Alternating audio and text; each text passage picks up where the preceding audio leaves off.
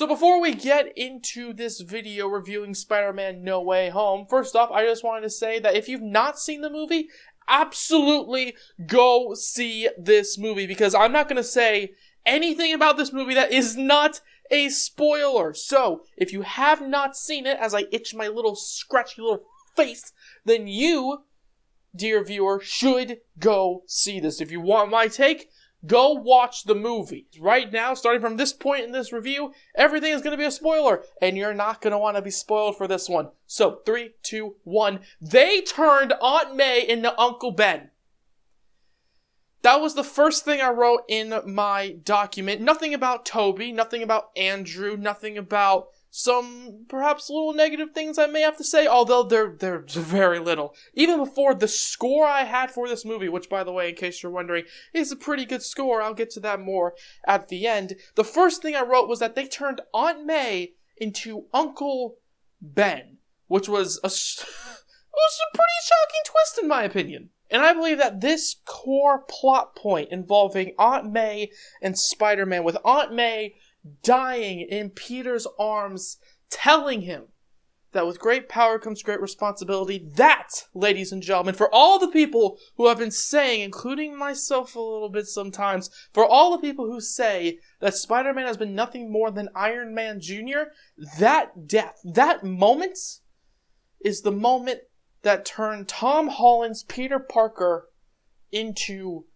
Spider-Man.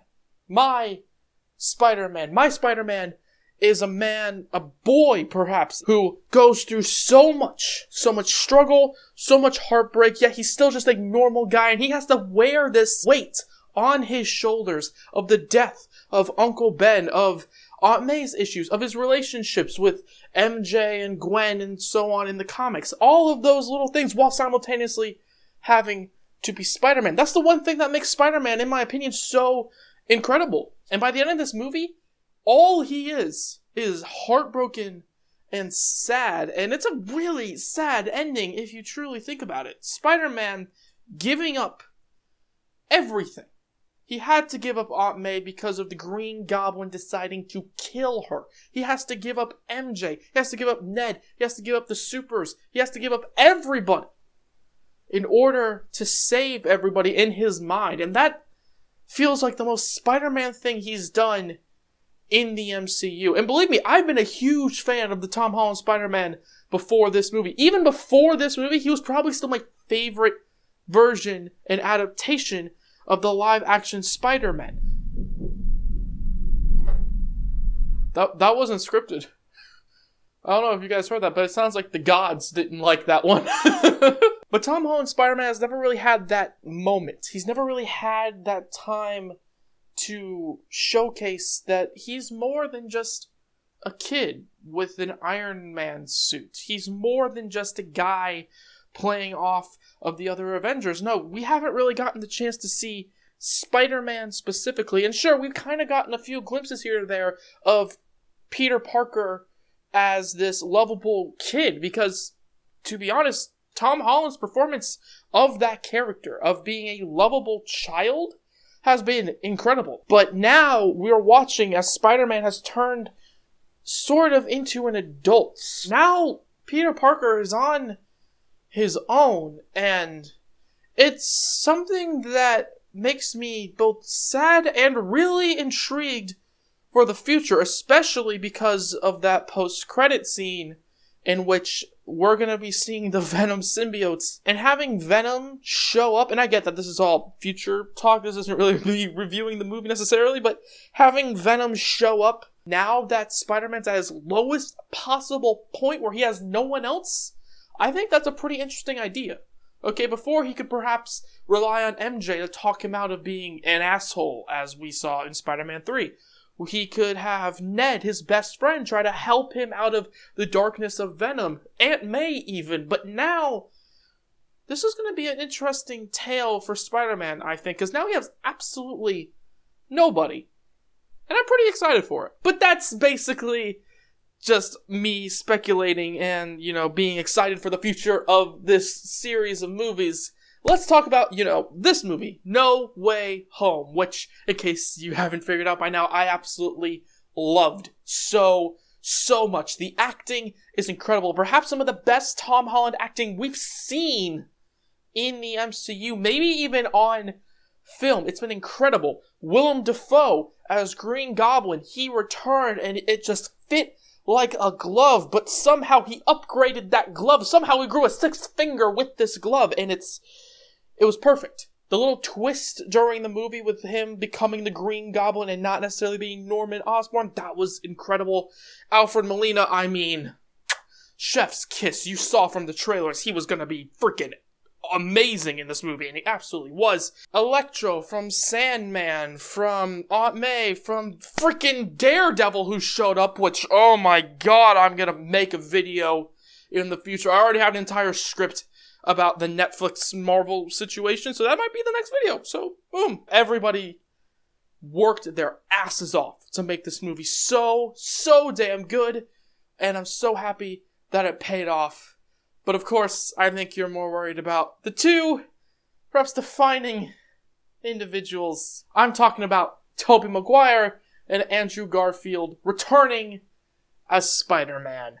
And of course, watching the three Spider-Men talk to each other and them giving us the time to see these three heroes. I think a lot of people went into this movie expecting the three Spider-Men to team up just really at the end of the movie, but no, they decided to give them time, okay? Andrew and Tobey kind of came in maybe 3/4 into the movie, so we could get that entire last fourth just seeing the three Spider-Men. Sure, they did the memes, they pointed at each other, they did the my back, they did all that stuff, but it was very interesting to see them just interact in a very fun way, and kind of watching as Tom Holland Spider-Man is given the acceptance by the other two Spider-Men. So watching these three Spider-Men interact was such a fun, just amazing moment that, like, every time they said something, I wanted to cheer. Every time they said a word to each other, I just